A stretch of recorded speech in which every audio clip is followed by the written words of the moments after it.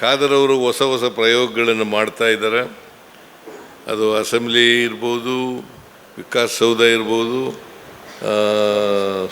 ಸುವರ್ಣಸೌಧ ಇರ್ಬೋದು, ಎಲ್ಲ ಕಡೆ ಮಾಡ್ತಾ ಇದ್ದಾರೆ. ಇಲ್ಲಿ ಪರ್ಮನೆಂಟ್ ಲೈಟಿಂಗ್ ವ್ಯವಸ್ಥೆಯನ್ನು ಕೂಡ ಮಾಡ್ತಾ ಇದ್ದಾರೆ. ಕೆಲಸ ಪ್ರಾರಂಭ ಆಗಿದೆ. ಅದಕ್ಕೂ ಕೂಡ ಸಹಾಯವನ್ನು ರಾಜ್ಯ ಸರ್ಕಾರ ಮಾಡ್ತದೆ.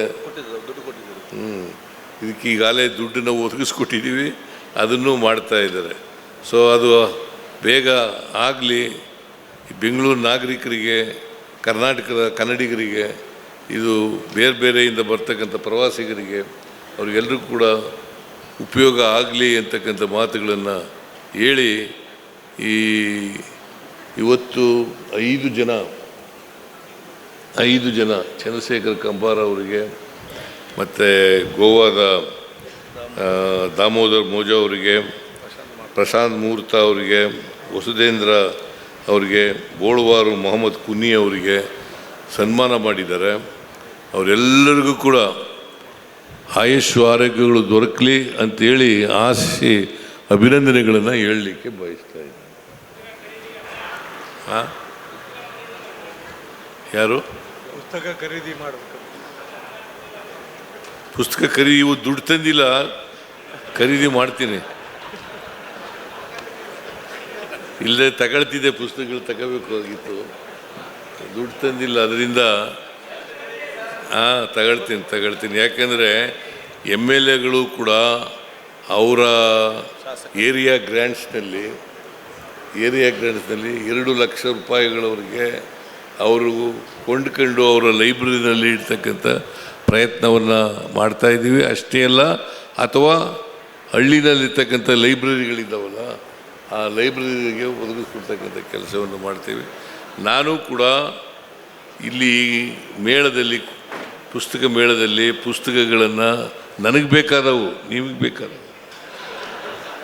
ನಿಮಗೆ ಬೇಕಾದವೆಲ್ಲ ನೀವು ಕೊಂಡ್ಕೋಬೇಕು.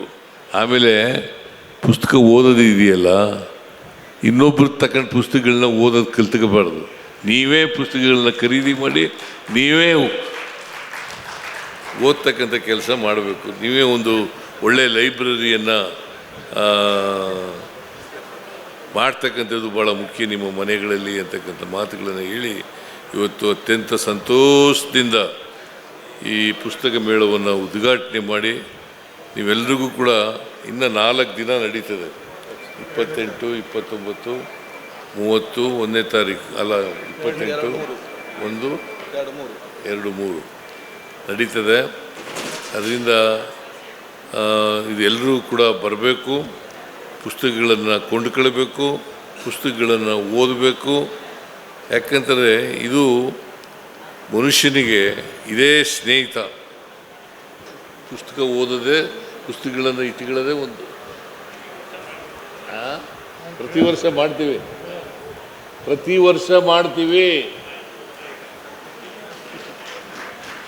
ಇದು ಸಾಹಿತಿಗಳಿಗೆ, ಬರಹಗಾರರಿಗೆ, ಪ್ರಕಾಶಕರಿಗೆ ಮತ್ತು ಇತರ ಎಲ್ಲ ವಿದ್ಯಾರ್ಥಿಗಳಿಗೆ ಅನುಕೂಲ ಆಗ್ತದೆ ಅಂತಕ್ಕಂಥ ಮಾತುಗಳನ್ನು ಹೇಳಿ, ಮತ್ತೊಮ್ಮೆ ಖಾದರ್ ಅವರಿಗೆ, ಬಸವರಾಜ ಹೊರಟ್ಟಿ ಅವರಿಗೆ ಧನ್ಯವಾದಗಳನ್ನು ಹೇಳಿ, ನಿಮಗೆಲ್ಲ ನಮಸ್ಕಾರಗಳನ್ನು ಹೇಳಿ ನಾನು ಮಾತು ಮುಗಿಸ್ತೇನೆ.